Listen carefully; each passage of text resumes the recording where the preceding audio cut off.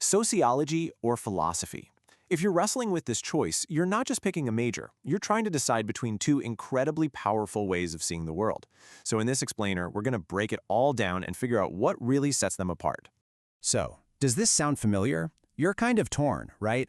On one hand, you're absolutely fascinated by how society actually works, but on the other, you just can't stop asking, why? Why should it be this way?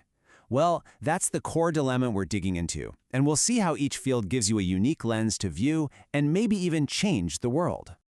Okay, so what's the real difference here? Well, according to some fantastic insights from our source, the sociology coach, it all comes down to one really fundamental distinction in how they see things. And here it is. This is the big one.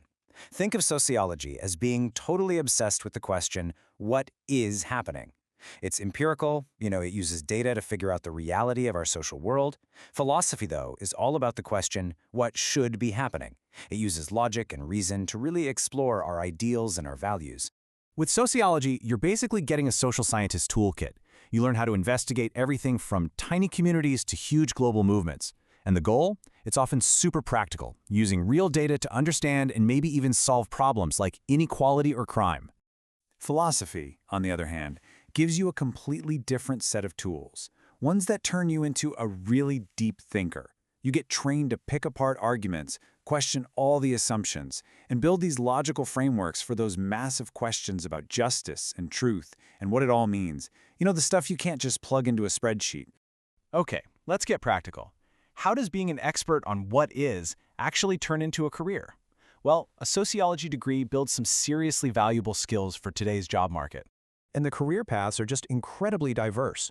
I mean, you could end up analyzing big data in the tech world, or providing direct support as a social worker, or even applying your understanding of social structures in the legal field. So here's the crucial part, the skill set you walk away with. You're not just learning about theories, you're actually learning how to do research, how to analyze stats, and how to interpret human behavior. These are real, concrete skills for understanding and influencing the world around you. All right, let's switch over to philosophy. How does asking what should be get you ready for a career? It might sound a little abstract, but believe me, these skills are some of the most sought after in pretty much any industry. And hey, look at that. Lawyer shows up again. But philosophy also carves out some really unique paths. Being able to think through complex ethics is a massive advantage. And so is being able to explain really complicated ideas with perfect clarity, which is exactly what a technical writer gets paid to do. And you can just see how fundamental these skills are, right? Logical reasoning, building a solid argument, persuasive writing, these aren't just for one specific job. They're really the foundation of great leadership and smart strategy, no matter what field you go into. Okay, so we've looked at them one by one. Now, for the fun part. Let's put them head to head to really see where they line up, where they go their separate ways, and where they actually team up in some powerful ways. How do these two different approaches actually play out in the real world? Where does that hands-on empirical training of a sociologist give you an edge, and where does the sharp analytical mind of a philosopher really shine? This table just makes it all click, doesn't it? For a data scientist, sociologist's statistical analysis is everything. For an ethics consultant, philosophy's handle on principles is absolutely essential. But then, check out the lawyer role. It's a perfect fusion. You get the sociologist's insight into how laws affect actual communities, combined with the philosopher's airtight logic for winning a case. It's a seriously powerful combination. So, after all that, how do you actually choose?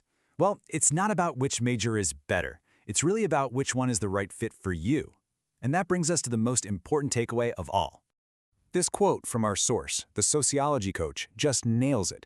These aren't two warring sides. They're just different and often complementary ways of thinking.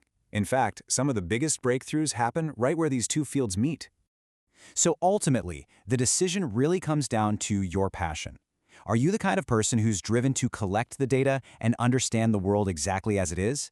That sounds like sociology. Or are you driven to use logic and reason to debate how the world ought to be? That's philosophy. Either way, you're building an incredible foundation for your future. We really hope this explainer helped clear things up for you. But we know the conversation doesn't end here. What questions do you still have about majoring in sociology or philosophy? Go ahead and drop them in the comments. We'd love to hear what you're thinking.